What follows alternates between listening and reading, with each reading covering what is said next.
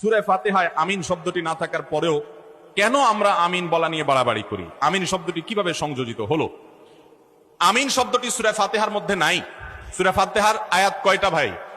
7টা আয়াত। এই 7টা আয়াতের মধ্যে আমিন নাই। সুন্দর প্রশ্ন। তো সূরা ফাতিহার মধ্যে আমিন নাই, সেখানে এটার পরে আমিন নিয়ে আমরা আবার মারামারি করি কেন? যৌক্তিক প্রশ্ন। দ্বিতীয় প্রশ্ন হলো যে এই আমিন কে যুক্ত করলো? কোরআনে নাই, তাহলে কোত্থেকে আসলো? ভাইরা আমার, এই আমিন যুক্ত করেছেন স্বয়ং নবী করিম সাল্লাল্লাহু আলাইহি ওয়াসাল্লাম। তিনি বলেছেন, মানুষ যখন সূরা ফাতিহা পড়ে, বিশেষ করে জামাতে ইমাম গায়রিল মাগদুবি আলাইহিম ওয়ালাদ দাল্লিন সূরা ফাতিহা পড়ে যখন শেষ করে, যে ব্যক্তি ইমামের এই সূরা ফাতিহা শেষ করা শুনে, সূরা ফাতিহার শেষে অনেকগুলো দোয়া আছে আল্লাহর কাছে, আমরা অনেকে জানি না, না জেনে পড়ি। আল্লাহ আমাকে সঠিক পথে পরিচালিত করেন। কত যুবক, কত মানুষ ভুল পথে গিয়ে জাহান্নামে চলে যাবে, আমি যেন সঠিক ট্র্যাকে জান্নাতের পথে রুটে থাকতে পারি, দোয়া আছে।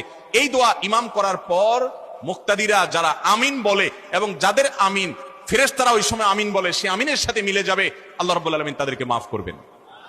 ভাইরা আমার, তাদের জন্য পুরস্কার রয়েছে, সুসংবাদ রয়েছে। এই জন্য এই সূরা ফাতিহার পরে আমিন বলার কথা স্বয়ং কে বলেছেন? রাসূল করিম সাল্লাল্লাহু আলাইহি ওয়াসাল্লাম। এটা কোরআনের অংশ না, কিন্তু সূরা ফাতিহার পরে আমিন বলা সুন্নাহ। সূরা ফাতিহার পরে আমিন বলা কি ভাই?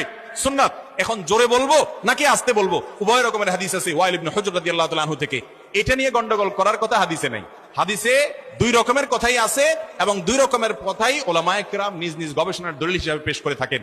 এই গবেষণাগত মত পার্থক্য নিয়ে মারামারি করা, ঝগড়াঝাটি করা কোন অবস্থাতে জায়েজ নাই।